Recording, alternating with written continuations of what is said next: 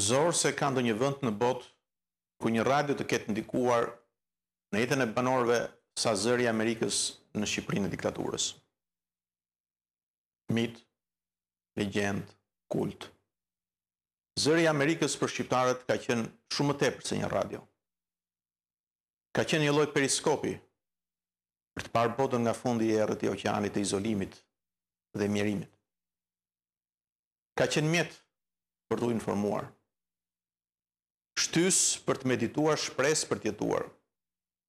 Kishte edhe që thoshin se të dëgjuarit e zërit e Amerikës u bënte të harronin edhe urinë. Kishte të pasionuar, që në konfidencë thoshin miqve se e kishin këputur spangon tek zëri i Amerikës, që do të thoshte se nuk dëgjonin asgjë tjetër.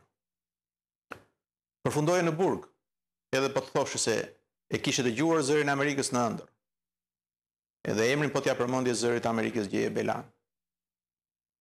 Të dëgjojë zërin e Amerikës konsideroi heretizëm nga më të rrezikshmit.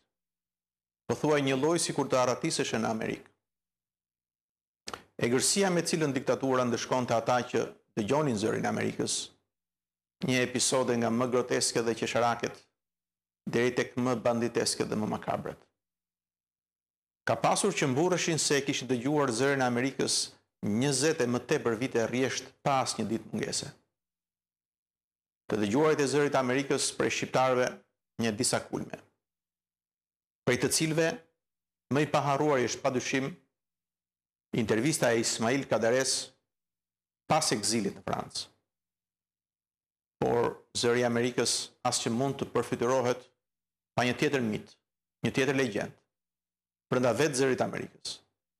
I gjithnjohuri, i shumë dashuri dhe i shumë respektuari për të gjithë shqiptarëve anë mban botës Elezbi Beraj, të cilin bashkë me stafin e sotëm, si dhe të gjithë ata që në të kaluarën kanë punuar për seksionin shqip të zërit të Amerikës në këtë 70 vjetor të radios më të dashur për shqiptarët, i përshëndes me shumë dashuri, respekt dhe mirënjohje.